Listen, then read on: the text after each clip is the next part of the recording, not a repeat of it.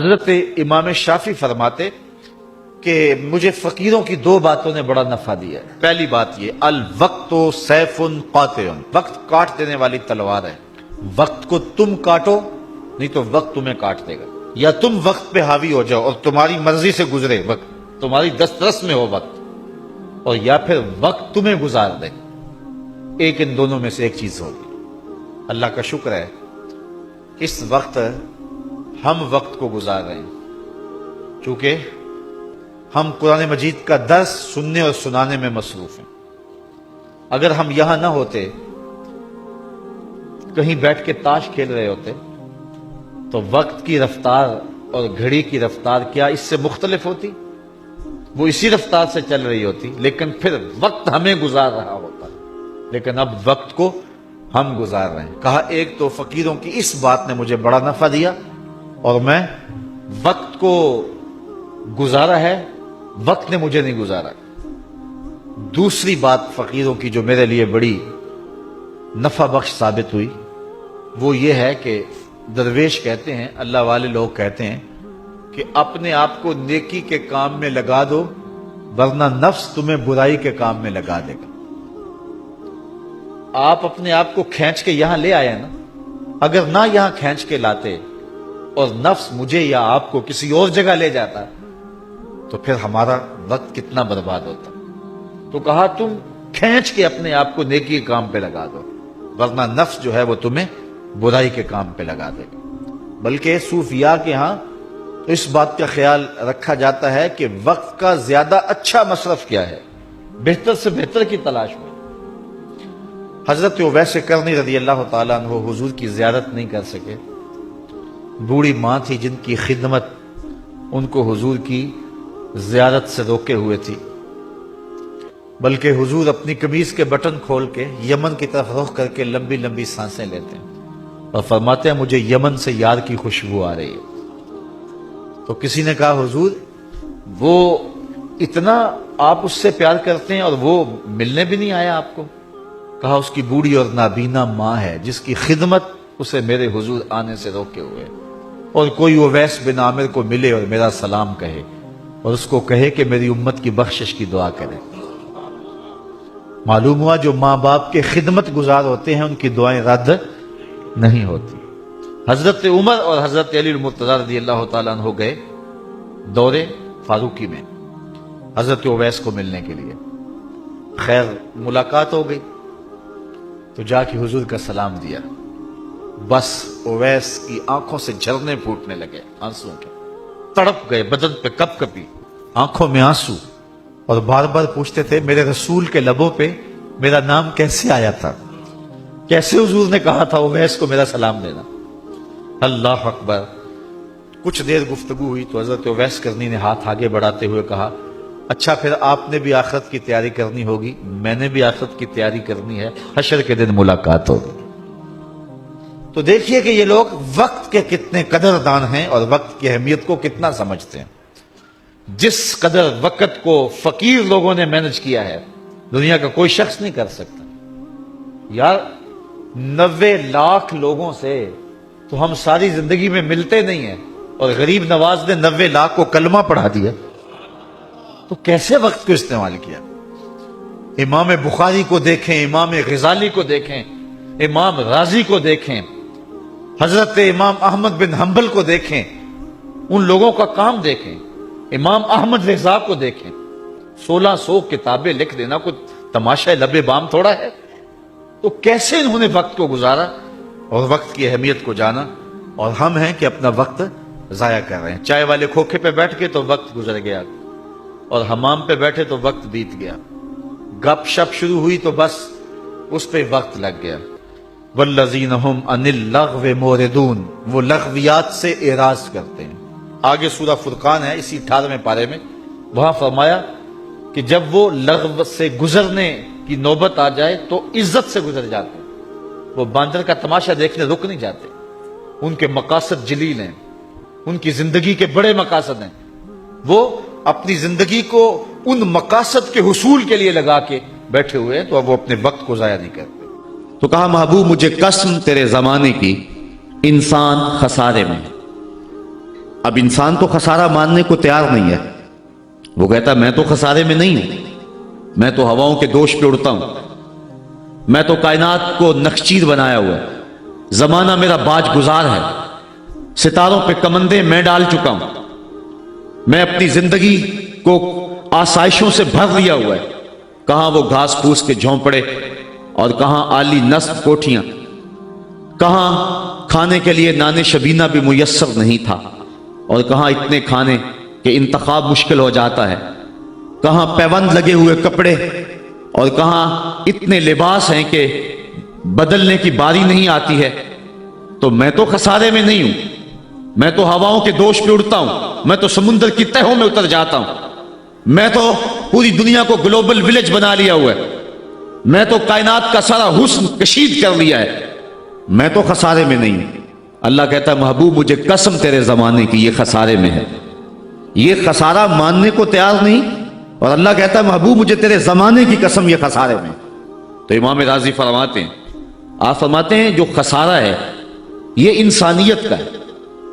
اگر یہ ہواؤں کے دوش پہ اڑتا ہے تو یہ انسان کا کمال نہیں ہے, یہ تو چڑیا بھی اڑتی ہے, یہ تو مکھی بھی اڑتی ہے. اگر یہ پانی میں تیرتا ہے تو یہ تو مچھلی بھی تیرتی ہے. اگر اس نے آسائشیں اور سہولتیں اپنے لیے تلاش کر لی ہیں تو وہ تو دوسری مخلوقات کو بھی حاصل ہیں. تو انسان کا خسارہ ہے, انسان کا. یہ جو عروج جس کی یہ کہانی سنا رہے یہ حیوانیت کا عروج ہے, اس کی انسانیت کہاں گئی؟ ہواؤں کے دوش پہ تو اڑتا ہے لیکن من کی دنیا سے تو ناآشنا ہے. یہ ستاروں پہ کمندے تو ڈال رہا ہے, ہمسائے کی تو خبر نہیں سے کو. یہ دنیا کے اوپر بڑا باخبر شخص ہے لیکن اسے جو ہے وہ اپنے من کی خبر بھی نہیں ہے. ہمارا نرم رو قاصد پیام زندگی لایا, خبر دیتی تھی جن کو بجلیاں وہ بے خبر نکلے. یہ تو من سے ناآشنا ہے. کہاں گئی اس کی انسانیت؟ یہ ہواؤں میں اڑتا ہے, اگر چاند کی چھاتی پہ قدم رکھ چکا ہے وہاں سے خاک لا کے دکھاتا پھرتا ہے کہ یہ میں نے جو چاند سے خاک جو ہے وہ اکٹھی کی تھی اور یہ دیکھو میں تمہارے سامنے رکھ رہا ہوں. تو زمین پہ پہلے تھوڑا بوجھ تھا کہ اور خاک لے آیا. انسانیت کو اس کا کیا فائدہ ہوا؟ یہ انسانیت کا عروج نہیں ہے. انسان تو خسارے میں ہے, انسانیت تو ڈوب رہی ہے. گھر کی آگ بجھی تو کچھ سامان بچا تھا جلنے سے, سو وہ بھی ان کے ہاتھ لگا جو آگ بجھانے آئے تھے. اس کی انسانیت کہاں گئی؟ یہ بھائی ہو کے بھائی کا گلا نہیں کاٹ رہا, کہاں گئی اس کی انسانیت؟ کہا محبوب مجھے قسم ہے تیرے زمانے کی یہ خسارے میں ہے. اور قسم محبوب کے زمانے کی اس لیے فرمائی کہ محبوب کے زمانے میں انسان عروج پہ تھا, انسان نقطۂ کمال پہ تھا. اس دور کا انسان دیکھنا ہو تو ابو بکر و عمر کو دیکھو. تو کہا محبوب مجھے قسم تیرے زمانے کی یہ انسان خسارے میں. اگرچہ یہ ہواؤں کے دوش پہ اڑتا ہے لیکن اس کی انسانیت لٹ چکی ہے. اور اگر اس نے انسان دیکھنا ہے تو محبوب آئے تیرے دور میں. یہ تو بھائی بھائی کا گلا کاٹ رہے, خون سفید ہو گیا. ایکسیڈنٹ میں جو بچ جاتے ہیں وہ مرنے والوں کی گھڑیاں اتارتے ہیں. اس کی تو حالت انسانی جو ہے وہ برباد ہو چکی ہے. لیکن حسن دیکھنا ہے انسانیت کا تو آئے تیرے دور میں.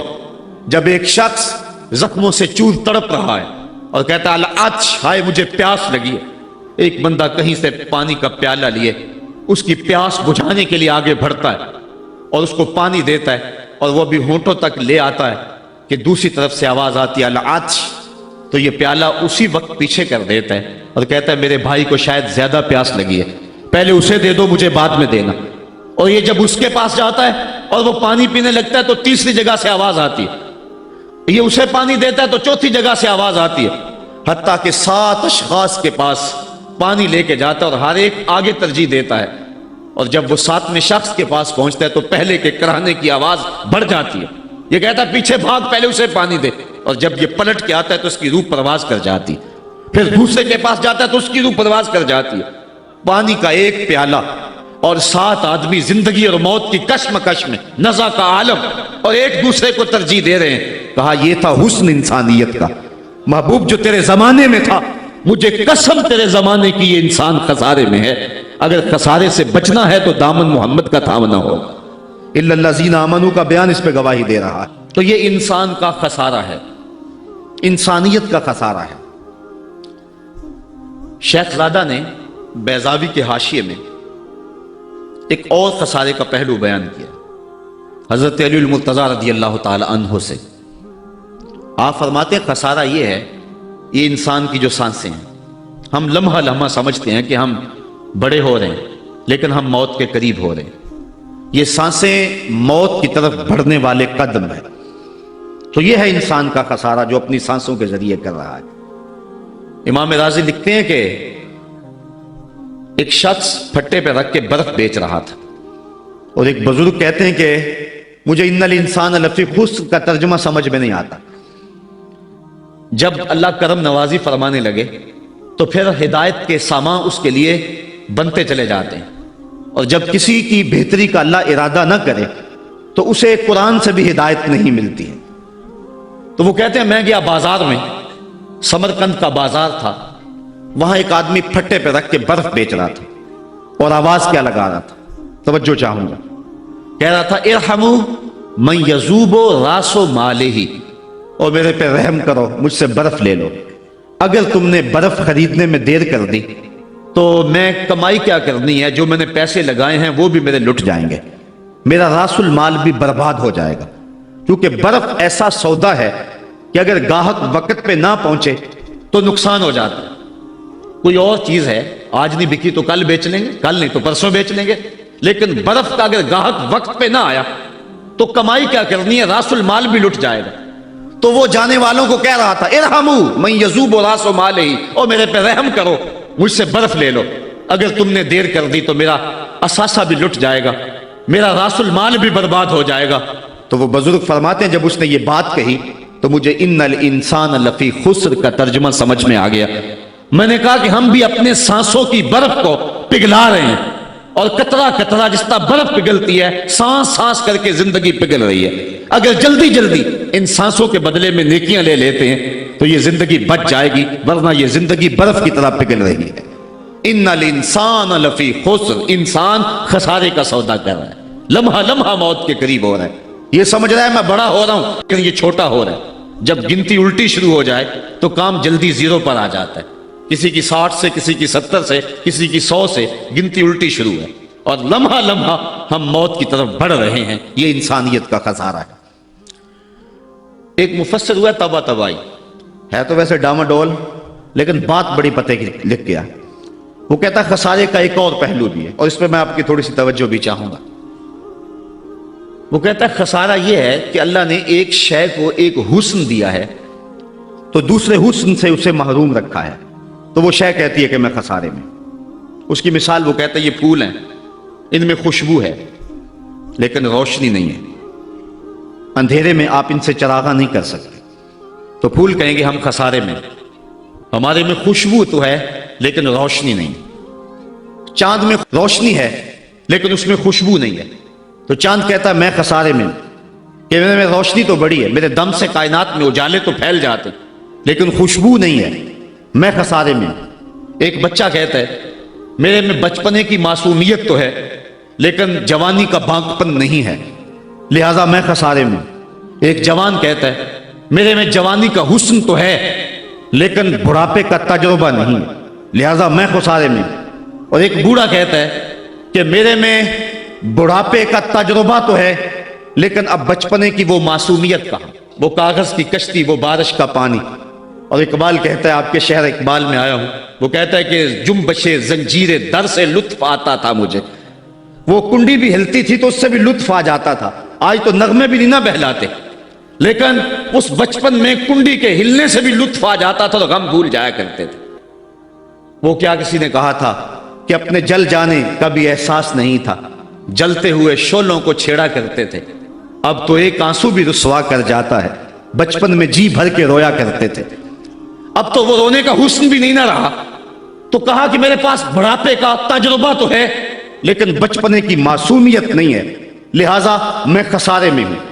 ایک شب زندہ دار کہتا ہے کہ میرے پاس سحری کے آنسو تو ہیں لیکن علم کا بانکپن نہیں ہے، اور ایک عالم کہتا ہے کہ میرے پاس علم کے کمال تو ہیں لیکن تہجد کے سجدے نہیں ہیں، لہٰذا میں خسارے میں ہوں۔ بلبل کہتی ہے میرے لہجے میں تو حسن ہے لیکن میرے بازوؤں میں طاقت نہیں ہے، لہذا میں خسارے میں ہوں۔ شیر کہتا میرے بازوؤں میں تو طاقت ہے لیکن میرے پر نہیں ہے کہ میں اڑ سکوں، لہذا میں خسارے میں ہوں۔ کوئل کہتی ہے میرے لہجے میں تو جادو ہے لیکن رنگ میرا کالا ہے، لہذا میں خسارے میں ہوں۔ مور کہتا ہے میرے پروں میں تو حسن ہے لیکن میرے پاؤں بدصورت ہیں، لہذا میں خسارے میں ہوں۔ تو وہ کہتا ہے کہ کائنات کی ہر شے کسی نہ کسی طرح خسارے میں ہے، لیکن پھر کہتا ہے اگر تمہیں شوق ہو کہ ایک ذات ایسی بھی دیکھے جس میں خسارہ نہ ہو تو آؤ مدینے کی گلی میں آ جاؤ۔ حسن کی ساری شوخیاں، جمال کے سارے کریمے اور حسن کا سارا بھاگپن اگر ایک ذات میں دیکھنے کا شوق آ جائے، حسن یوسف دم عیسیٰ ید بیضا داری، ہما دارند آنچے خوباں تو تنہا داری۔ کائنات حسن جب پھیلی تو لا محدود تھی اور جب سمٹی تو تیرا نام بن کے رہ گیا۔ اگر یہ شوق ہو کہ کائنات کے سارے حسن ایک پیکر میں دیکھیں تو کہا اس کے لیے میں نے ایک محمد ہی بنا دیا ہے۔ سارے حسن ایک پیکر میں آپ کو ملیں گے، سارے کمال اور سارے جمال اور سارے عروج اور ساری عزتیں اور سارے مراتب آپ کو ایک ذات میں جمع ملیں گے، اور محمد ہوتا ہی وہ ہے جو مجمع کمالات ہو۔ تو کہا کہ یہ ہے ایک خسارے کا پہلو، اور کائنات میں ایک ہی شخص ہے جو خسارے سے بچا ہوا ہے۔ اب جو اس ذات سے وابستہ ہوگا وہ بھی خسارے سے بچ جائے گا۔ الا الذین آمنوا، جس کے ہاتھ میں یہ دامن ہوگا وہ خسارے سے بچ جائے گا، ورنہ خسارے سے کوئی بچ نہیں سکتا۔ نہ دولت بچا سکتی ہے، نہ اقتدار کی بچھی ہوئی مسندیں خسارے سے بچا سکتی ہیں، نہ کوئی اور انسان کو دنیاوی کمال خسارے سے بچا سکتا ہے۔ اگر خسارے سے بچنا ہے تو ہاتھوں میں دامن مصطفیٰ لینا ہوگا۔ وہ کبھی آپ نے دیکھا ہوگا، اب تو وہ دور بدل گیا ہے، وہ چکی ہوتی تھی جس میں وہ گندم پیستے ہیں مختلف چیزیں، تو اس کے دو پتھر ہوتے ہیں، ایک نیچے والا ساکن، اوپر والا متحرک، تو درمیان میں اس کے ایک کلی ہوتی ہے جس کے ارد گرد اس کو گھماتے ہیں، تو وہ جو دانے ہیں وہ درمیان خالی جگہ میں ڈالتے ہیں، اس کو گالا کہتے ہیں، اس میں ڈالتے ہیں اور پھر اس چکی کو گھماتے ہیں، تو جو دانے اس مرکز سے اس کلی سے ہٹ جاتے ہیں وہ پس جاتے ہیں، اور جو اس کلی سے لگ کے رہتے ہیں وہ بچ جاتے ہیں۔ کہا محبوب مجھے قسم تیرے زمانے کی، انسان خسارے میں ہے، الا الذین آمنوا، بچے گا وہ جو تیرے دامن سے لپٹ جائے گا۔ اور یہ میں مفہوم ایمان کا جو آپ کے سامنے دامن مصطفیٰ سے تمسک اختیار کرنا، یہ میری جذباتیت کا کمال نہیں، حقیقت ہی یہ ہے۔ علامہ سعد الدین تفتازانی علیہ رحمہ شرح قائد میں لکھتے ہیں کہ ایمان ہے کیا؟ آپ فرماتے ہیں الایمان ہی تصدیق بما جاء بہ النبی صلی اللہ علیہ وسلم، حضور کے علاوہ ایمان ہو ہی نہیں سکتا ہے، یہ ممکن ہی نہیں ہے۔ اور یہ بات بھی ذہن میں بٹھا لیں کہ حضور سے ذہنی تعلق کا نام ایمان نہیں ہے، حضور سے قلبی تعلق کا نام ایمان ہے، اور یہ میرے مسلک کی پہچان ہے۔ صرف ذہنی تعلق کا نام ایمان نہیں ہے، قلبی تعلق کا نام ایمان ہے۔ اس کو مزید سہل کروں تو حضور کو نبی جاننے کا نام ایمان نہیں ہے، نبی ماننے کا نام ایمان ہے۔ ورنہ کتنے لوگ تھے جانتے تھے لیکن ایمان نہ لائے۔ الذین آتیناہم الکتاب یعرفونہ کما یعرفون ابناءہم، جن کو ہم نے کتاب دی وہ ایسے جانتے تھے جس طرح بیٹوں کو جانا کرتے، لیکن اس کے باوجود ایمان نصیب نہیں ہوا۔ ایمان جاننے کا نام نہیں ہے، ایمان ماننے کا نام ہے۔ پھول کو بلبل جانتی نہیں مانتی ہے، اگر مانتی نہ ہوتی تو پھول کے گرد رقص بسمل کے تماشے نہ کرتی۔ شمع کو جانتے سارے ہیں لیکن مانتا صرف پروانہ ہے۔ تو ایمان جاننے کا نام نہیں ہے، ایمان ماننے کا نام ہے۔ اور جہاں تک جاننا بمعنی ادراک ہے تو وہ تو آج تک میرے رسول کو کوئی جان ہی نہ سکا۔ سب سے زیادہ قربت تو حضرت سیدنا صدیق اکبر رضی اللہ تعالی عنہ کو حاصل، ان کو بھی کہہ دیا یا ابا بکر لم یعرفنی حقیقتا غیر ربی، سفر و حضر میں میرے ساتھ رہے ہو، سن لو میری حقیقت کو میرے رب کے علاوہ کوئی بھی نہیں جانتا ہے۔ بلکہ ایک مقام پہ فرمایا لی مع اللہ وقت لا یسعنی فیہ نبی مرسل ولا ملک مقرب، میرا اور میرے رب کا معاملہ ایسا ہے کہ درمیان میں نہ کوئی نبی آ سکتا ہے، نہ کوئی رسول اور پیغمبر آ سکتا ہے، اور نہ کوئی فرشتہ مقرب درمیان میں آ سکتا ہے۔ تو جہاں تک تعلق ہے حضور کو جاننے کا بمانہ ادراک، تو آج تک حضور کو اللہ کے علاوہ کوئی جان ہی نہیں سکا ہے۔ مولوی کا تو دماغ خراب ہو گیا کہ وہ مسجد میں ترازو رکھ کے بیٹھ گیا اور نبی کو تولنے لگا۔ میں تو کہا کرتا ہوں ڈٹھے ورق قرآن دے پھول سارے، تیری شان جیا نہیں کوئی ہور ڈٹھا، تیری شان دا کرے مقابلہ جیڑا انہوں عاشقاں اصلی چور ڈٹھا۔ کوئی نور آکھے کوئی بشر آکھے، پیندہ رات دینے ایہو شور ڈٹھا، اللہ والیاں گل مکا دیتی تساں ہور ڈٹھا ساں ہور ڈٹھا۔ تم نے پتہ نہیں کس کو دیکھا ہے جو سکی بیٹی کو بھی نہیں بخشوا سکتا۔ لاہور قصر نور میں ایک شخص، آپ بھی سارے جانتے ہیں، میرا نام لینے کا مزاج نہیں ہے، ٹیلی ویژن پہ بھی وہ چیختا ہے، تو وہ کہنے لگا کہ نبی تو سکی بیٹی کو بھی نہیں بخشوا سکتا۔ تو میں نے بعد میں اٹھ کے کہا، میں نے کہا لوگوں آج تو لوگ اسے ووٹ نہیں دیتے جو تھانے سے نہ چھڑا سکے، سنبھلتا نہیں جن سے اپنا دوپٹہ، سنبھالیں گے کیا وہ کلیجہ کسی کا۔ جو تھانے سے نہ چھڑا سکے لوگ اسے ووٹ نہیں دیتے، اور جو اپنی بیٹی کو بھی نہ بخشوا سکے پھر کلمہ پڑھنے کا فائدہ کیا؟ جو افراد خانہ کی بگڑی بھی نہیں بنا سکتا، جو سکی بیٹی کو بھی نہیں بخشوا سکتا۔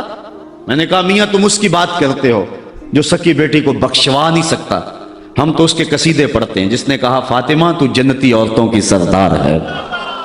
تم اس کی بات کرتے ہو جس کے چاہنے سے کچھ نہیں ہوتا، ہم تو اس کی بات کرتے ہیں جس کی انگلی اٹھے اور چاند کے ٹکڑے ہو جائیں، اور سڑیاں کھجوراں اگا جان دائے، اور پتھراں نو کلمے پڑھا جان دائے، قطرے کو سمندر ذرے کو ستارہ کرتے ہیں، کونین کو خم آ جاتا ہے جب زلف سنوارا کرتے ہیں۔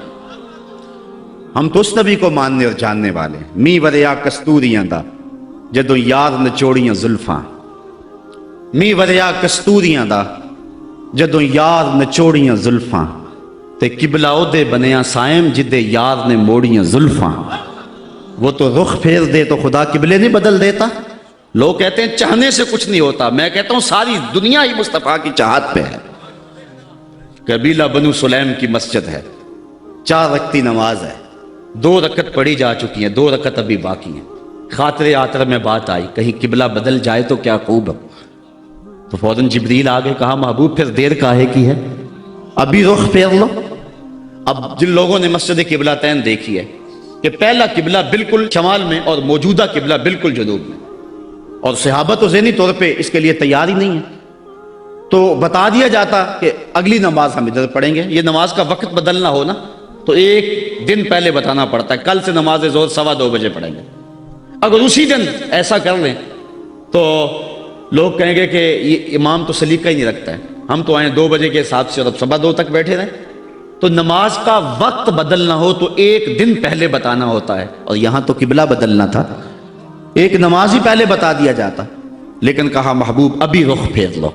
یا اللہ تیری نماز تو پوری ہو لے، کہا میری نماز بعد میں پوری ہوگی، پہلے تیری مرضی پوری ہوگی، پہلے تیری مرضی پوری ہوگی۔ می وریا کستوریاں دا یدو یار نچوڑیاں زلفاں، قبلہ او دے بنیا سائم جدے یار نے موڑیاں زلفاں۔ وہ تو رخ بدل دے خدا قبلے بدل دیتا، ہم اس نبی کی بات کرتے۔ تو بات کر رہا تھا کہ ایمان جاننے کا نام نہیں ہے، ایمان ماننے کا نام ہے۔ یہ تصدیق بما جاء بہ النبی صلی اللہ علیہ وآلہ وسلم۔ ایمان کے بعد اب یہ بات بھی ذہن نشین کریں کہ اس دنیا پہ سب سے بڑی دولت مجھے اور آپ کو جو عطا کی گئی ہے وہ دولت ایمان ہے، سب سے بڑی دولت۔ اگر ایمان نہیں سب کچھ مل گیا کچھ بھی نہیں ہے، اور اگر کوئی چیز پاس نہیں ہے لیکن ایمان کی دولت موجود ہے تو یہ سب سے بڑا حسن اور سب سے بڑی بہار۔ اقبال کہتا ہے کہ اقبال یہ کس کے عشق کا فیض عام ہے، رومی فنا ہوا حبشی کو دوام ہے۔ یہ وہ دولت تھی جس کے دم سے اجالے ہوئے دنیا پر سب سے بڑی دولت جو حضرت انسان کو دی گئی ہے وہ دولت ایمان ہے، اور قیامت کے دن سب سے بڑی دولت جو حضرت انسان کو دی جائے گی وہ دیدار الہی ہوگا۔ تو یہ سب سے بڑی دولت، اور یہ محض اللہ کی کرم نوازی سے نصیب ہوتی ہے۔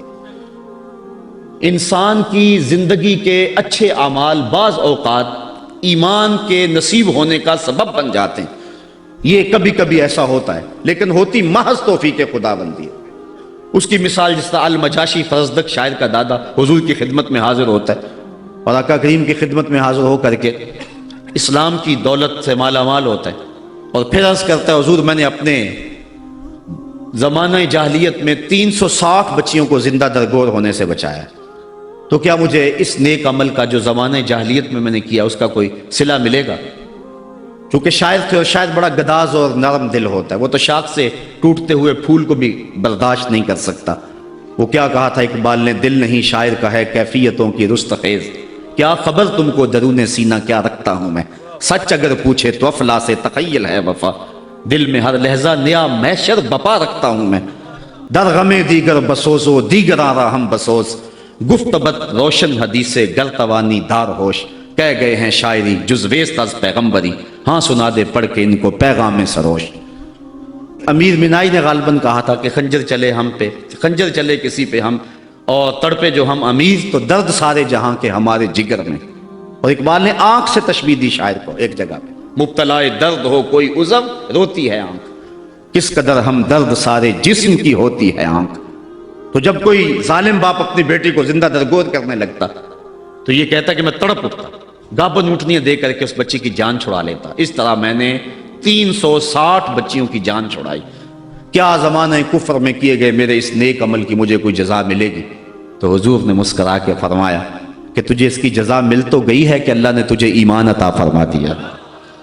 تو کبھی ایسا ہوتا ہے، لیکن اگر ایمان نہیں ہے تو اعمال کی جزا نہیں ہے۔ اسی لیے الا الذین آمنوا وعملوا الصالحات، اعمال کی جزا بصورت ایمان اگر مل جائے تو مل جائے، اور اگر ایمان نہیں ہے تو پھر آخرت میں لا خلا کوئی حصہ نہیں ہے۔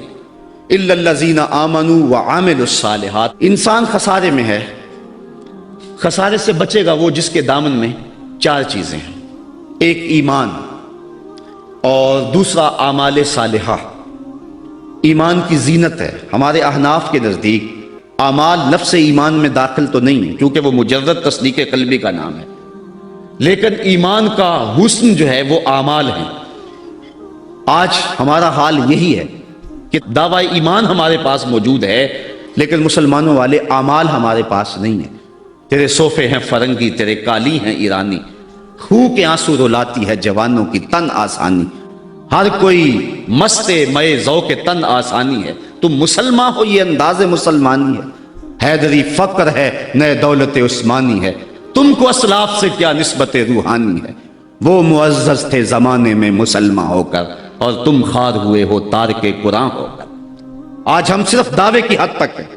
شکوے میں اقبال جب چیخ چیخ کے کہتا ہے کہ تیرے کعبے کو جبینوں سے بسایا ہم نے، نو انسانی کو غلامی سے چھڑایا ہم نے، صفائے داہر سے باطل کو مٹایا ہم نے، تیرے قرآن کو سینوں سے لگایا ہم نے، پھر بھی گلا ہے ہم سے کہ وفادار نہیں، ہم وفادار نہیں تو بھی تو دلدار نہیں۔ تو جب اس کا جواب آتا ہے تو سنیے، لہجہ تھوڑا سا بدلا، کہ میرے کعبے کو جبینوں سے بسایا کس نے، نو انسانی کو غلامی سے چھڑایا کس نے، صفائے دہر سے باطل کو مٹایا کس نے، میرے قرآن کو سینوں سے لگایا کس نے، تھے تو آباب تمہارے ہی مگر تم کیا ہو، ہاتھ پہ ہاتھ درے منتظر فردا ہو۔ ذرا کبھی اپنے اندر جھانک کر کے دیکھا کہ ہم ہیں کہاں اور کس جگہ پہ کھڑے ہوئے ہیں۔ آج ہم مسلمان ہونے کی بات کرتے ہیں لیکن کبھی دیکھیں کہ ہمارے عمل کی پوزیشن اور حالت کیا ہے، آج ہم کس جگہ پہ کھڑے ہوئے ہیں۔ لالو لکشمن پرشاد نے ایک کتاب لکھی عرب کا چاند، اور یہ ایک ہندو رائٹر ہے، اور اس میں اس نے حضور کی سیرت اتنے خوبصورت اور دل فریب پیرائے میں بیان کی کہ گویا سطروں کے اندر چراغ ہی رکھ دیے ہیں۔ تو کسی نے سوامی لکشمن پرشاد سے پوچھا کہ تو نے مسلمانوں کے نبی پر اتنی خوبصورت سیرت کی کتاب لکھی ہے، تو حضور کا غلام کیوں نہیں بن جاتا؟ تو جو اس نے جواب دیا، اگر ہم اس پہ تھوڑا سا تفکر کریں تو وہ ہماری آنکھیں کھول دینے کے لیے کافی ہے، لیکن اگر ہم اس پہ غور نہ کریں تو وہ ایک گاڑی ہمارے روڈ پہ چلتی ہے، اس کے پیچھے لکھا ہوا ہے عقل نہ ہو تو موجہ ہی موجہ۔ بات یہ ہے، بات سوچنے والوں کے لیے ہوتی ہے۔